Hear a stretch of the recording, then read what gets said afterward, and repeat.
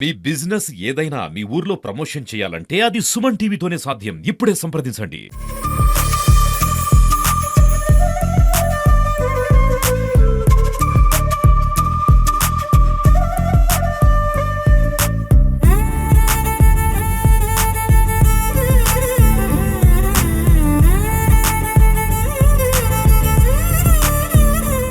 ప్రకృతి వ్యవసాయంలో చెరుకు పండిస్తూ మంచి లాభాల్ని, మంచి ఆరోగ్యాన్ని సంపాదించుకున్నటువంటి రైతుల్లో నేను ఒక రైతుని.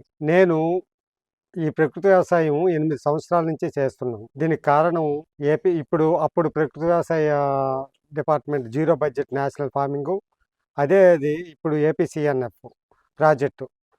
దీనివల్ల మేము ఇందులోకి రావడం జరిగింది. ఇందులోకి వచ్చిన తర్వాత మేము 7 సంవత్సరాల నుంచి ప్రకృతి వ్యవసాయం చేస్తున్నాం. అంతకుముందు కెమికల్ వ్యవసాయం చేసేవాళ్ళం.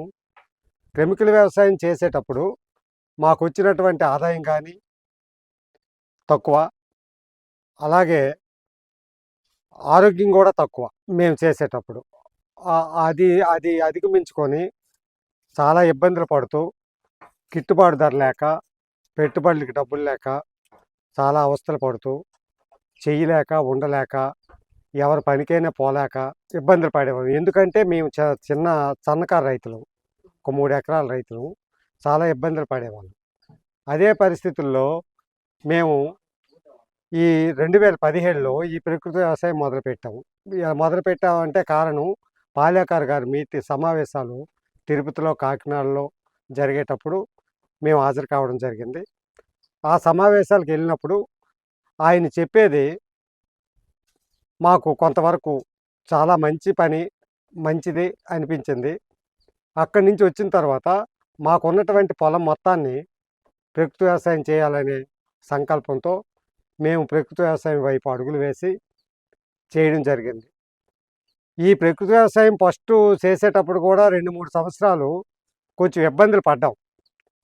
ఎలా అంటే అది చేసే విధానంలో తప్పులు రావడం, మేము చెరుకు వాడే విధానంలో ఆయన మర్చిపోయి డైరెక్ట్గా జీవామృతం మొక్కకి ఇవ్వడం వల్ల మొక్కలు చనిపోవడం, చెరుకు మొక్కలు మళ్ళీ వేయడం, తర్వాత గిట్టుబాటు ధర లేకపోవడం, ఇలాంటి ఇబ్బందులన్నీ మేము చాలా ఇబ్బందులు ఎదుర్కొన్నాము 3 సంవత్సరాలు. ఫస్ట్ సంవత్సరం కొంతవరకు దిగుబడి తగ్గింది. రెండవ సంవత్సరం నుంచి మాకు అనుకూలమైనటువంటి దిగుబడి సాధించుకోగలిగాము. 3వ సంవత్సరము, 4వ సంవత్సరం అయ్యేసరికి మేము ఇక్కడ కెమికల్ వ్యవసాయం చేస్తున్న రైతుల కంట భిన్నంగా వాళ్ళకు వచ్చే దిగుబడి కన్నా అధిక దిగుబడి మేము ఈరోజు సాధించుకోగలుగుతున్నాము. చెరుకులో కూడా నాణ్యమైనటువంటి చెరుకును పండించుకోగలుగుతున్నాము. అలాగే చెరుకు కనీసం ఈరోజు మా చెరుకు చూస్తే 15 నుంచి 20 అడుగులు గడ పెరిగే పరిస్థితికి వచ్చింది. భూమి మీద నడుస్తుంటే స్పాంజ్ మీద నడిచినంత ఆనందంగా ఉంటుంది. భూమి మీద నడుస్తుంటే అంత మెత్తగా సాయిలు ఈరోజు మారింది. దీనికి అంతటికీ కారణం ప్రకృతి వ్యవసాయం చేయడం వల్లే మాకు ఈ ఫలితం దక్కిందని మేము ఆ ప్రకృతి వ్యవసాయ పితామహుడు మన పాలేకర్ గారు, అలాగే ఈ ప్రకృతి వ్యవసాయాన్ని మన రాష్ట్రానికి తీసుకొచ్చినటువంటి విజయప్రదాత విజయ్ కుమార్ సార్ గారికి నాకు హృదయపూర్వకంగా నేను నమస్కారాలు తెలియజేసుకుంటున్నాను. ఆయన మన రాష్ట్రానికి ప్రాజెక్టు తేకపోతే ఈ ప్రకృతి వ్యవసాయం మాలాంటి రైతులు చేసేవాళ్ళం కాదు. కొంతవరకు చేయకపోవడం వల్ల మాకు ఆ అప్పులు ఊబులోనూ ఆ పొలాన్ని నాశనం చేసుకుంటూ, ఆరోగ్యాన్ని నాశనం చేసుకుంటూ ఉండేవాళ్ళం. అలాంటిది ఆయన ఈ ప్రాజెక్టుని తీసుకొచ్చి మా పొలాన్ని ఆరోగ్యంతో పాటు మా కుటుంబ ఆరోగ్యాన్ని కూడా కాపాడారు. ఎందుకంటే ఈ ప్రాజెక్టులోకి రాకముందు, నేను ప్రకృతి వ్యవసాయం చేయకముందు నేను అనారోగ్యంతో ఉండేవాడిని. కుటుంబంలో గందరగోళంగా ఉండేది. ఆరోగ్యాల పరిస్థితి, తర్వాత కలహాల పరిస్థితి, ఆర్థిక ఇబ్బందులు, ఈ గందరగోళాలతో ఉండే కుటుంబాన్ని ఈరోజు ఒక సంస్కారమైన కుటుంబంగా మలుపు తిప్పుకోగలిగామంటే ఈ ప్రకృతి వ్యవసాయమే. ఎందుకంటే ఆరోగ్యమైనటువంటి పిల్లలు, మేము ఆరోగ్యంగా ఉన్నాము. హాస్పిటల్కి సంవత్సరానికి అయ్యే ఖర్చు కనీసం ఒక 50 నుంచి 1,00,000 రూపాయలు అదనపు ఆదాయం మాకు మిగులుతుంది. హాస్పిటల్ ఖర్చు అంటూ రూపాయి లేకుండా. మేము పండించినవి ఈ గ్రామంలో మేము పండించినవి చెరుకు గట్ల పైన బొప్పాయి, కూరగాయలు పండించి మేము పండిస్తుంటాము. మా మా భోజనం కోసం ఇది. మేము పండించినటువంటి బొప్పాయి కానీ, కూరగాయలు కానీ నాతో పాటు మా గ్రామంలో ఎవరికైనా అనారోగ్యంతో బాధపడిన వాళ్ళకి, ప్లేట్లెస్ తగ్గిపోయిన వాళ్ళకి మేము ఆ పళ్ళు ఇచ్చి మేము వాళ్ళకి కొంతవరకు సహకారం అనేది చేయగలుగుతున్నాము. దానివల్ల మాకు ఎంతో ఆనందం కలుగుతుంది. మాది శ్రీకాకుళం జిల్లా ఆమదాలవలస మండలం నిమ్మతొర్లవాడ గ్రామం. నా పేరు జగన్. మేము గత 10 సంవత్సరాలుగా ప్రకృతి వ్యవసాయ విధానంలో చెరుకును సాగు చేస్తున్నాం. మొదటి సంవత్సరంగా 1 ఎకరా విస్తీర్ణంలో ఈ ప్రకృతి వ్యవసాయాన్ని స్టార్ట్ చేసాం. మొదట్లో ఈ ఒక 2-3 సంవత్సరాల వరకు కూడా ఈ ప్రకృతి వ్యవసాయంలో కొన్ని ఇబ్బందులు అయితే మేము ఎదుర్కొన్నాం. అవేంటంటే ఒకటి మేము అప్పుడు సాగు చేసే చెరుకులో అధిక దిగుబడి లేక ఒకటోది. రెండోది ఏంటంటే కూలీల కొరత అప్పుడు ఉండేది. ఈ యొక్క వ్యవసాయంలో ఎక్కువగా కూలీల కొరత ఎక్కువగా ఉంటుంది. ఎక్కువ మెకానిజాన్ని కాకుండా మ్యాన్ పవర్తో వ్యవసాయం చేయాల్సి ఉంటుంది. కాబట్టి మేము ఒక 3 సంవత్సరాల వరకు కూడా ఈ యొక్క ఇబ్బంది ఏదైతే ఉన్నాయో ఆ ఇబ్బందులన్నీ కూడా మేము ఎదురయ్యాం. అలాగే నిలదొక్కుంటూ ఇప్పుడు ఈ సంవత్సరంకి వచ్చేసరికి మేము ఈ వ్యవసాయంలో ఒక నూతన అధ్యయనంగా దీన్ని మాకు ఇది తీర్చిదిద్దింది. ప్రతి రైతు కూడా చెరుకును సాగు చేస్తూ మేము బెల్లాన్ని తయారు చేసేది మా యొక్క పూర్వీకుల నుంచి అలవాటు. అయితే ఈ బెల్లంలో ఫస్ట్ ఈ 10 సంవత్సరాల కిందట అయితే బెల్లంలో మేము పెద్ద బుట్టలంట 15 కేజీలు, తర్వాత 10 కేజీలు అచ్చులు ఇచ్చేవాళ్ళం. అది వినియోగదారులకు కూడా అందించే క్రమంలో బోల్డ్ ఇబ్బందులు అందులో ఎదుర్కొనేవాళ్ళం. అప్పుడు పూర్వకాలంలో వచ్చేసరికి ఒక 10 ఏళ్ల క్రిందట చూస్తే బెల్లంలో ఎక్కువగా బెల్లం తయారీకి ఈ యొక్క గుల్లసున్నం కాకుండా ఈ యొక్క హైడ్రక్స్ అని, తర్వాత సూపరు ఇలాంటివన్నీ వాడి బెల్లాన్ని మేమే పాడు చేసుకున్నాం గతంలో మాకు తెలియక. అలాగే ఈ ప్రకృతి వ్యవసాయంలో చేరి దీన్ని ఫిల్టరైజేషన్ చేసి నాణ్యమైన బెల్లంగా తయారు చేయాలనే ఒక ఉద్దేశంతో మేము అలాగా ఇందులో మెలకువలు తెలుసుకొని బెల్లం ప్యూరిఫికేషన్ చేసి ఈరోజు మార్కెట్లో ప్రతి వినియోగదారుడికి అవసరమైనటువంటి బెల్లాన్ని 10 గ్రాముల నుంచి కేజీ వరకు 10 గ్రాములు, 50 గ్రాములు, 100 గ్రాములు ఇలా ఈ విధంగా ప్రతి అచ్చులు కూడా వేసి ఈరోజు మార్కెట్లో మేము అమ్ముతున్నాము.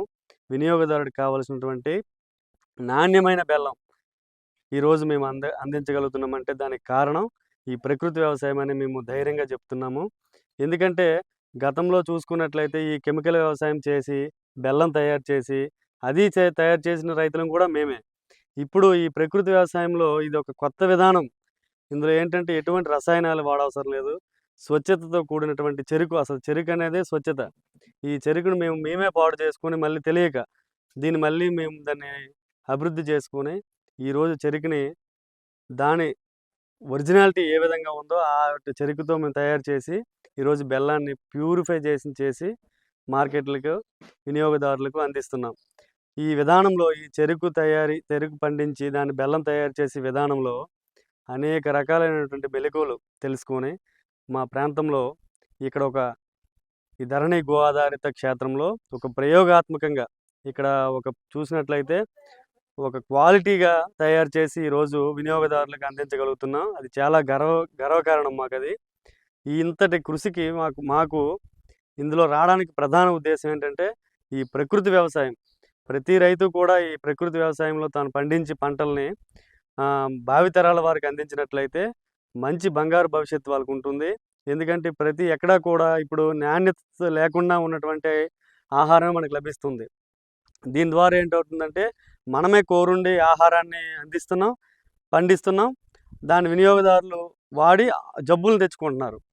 ఎందుకంటే ఇలాంటి దుస్థితి ఏర్పడుతుంది. అందుకే రైతన్నలు ప్రతి ఒక్కరూ కూడా మారి ప్రకృతి వ్యవసాయం చేసి ప్రకృతి వ్యవసాయంలో ఏ పంటలు ఇప్పుడు మనం మార్కెట్లోకి అందిస్తున్నామో అన్ని పంటలను కూడా ఈ ప్రకృతి సిద్ధంగా పండించి వినియోగదారులకు అందిస్తారని ప్రతి రైతు కూడా కోరుకుంటున్నాను మనస్ఫూర్తిగా.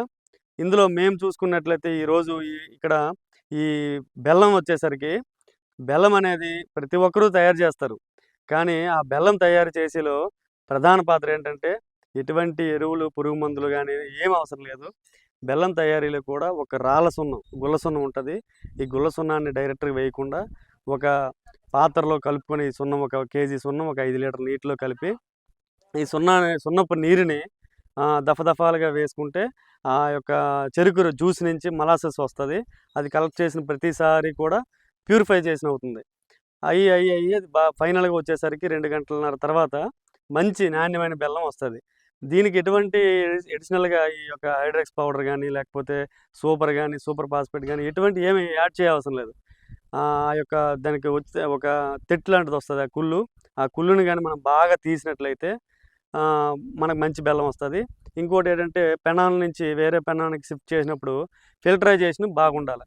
ఫిల్టరైజేషన్ బాలేనప్పుడు ఏంటంటే చిన్న చిన్న మట్టి రేణువులు గానీ, ఇసుక గానీ, లేకపోతే చిన్న చిన్న పెంకులు ఇలాంటివన్నీ కూడా ఉంటాయి.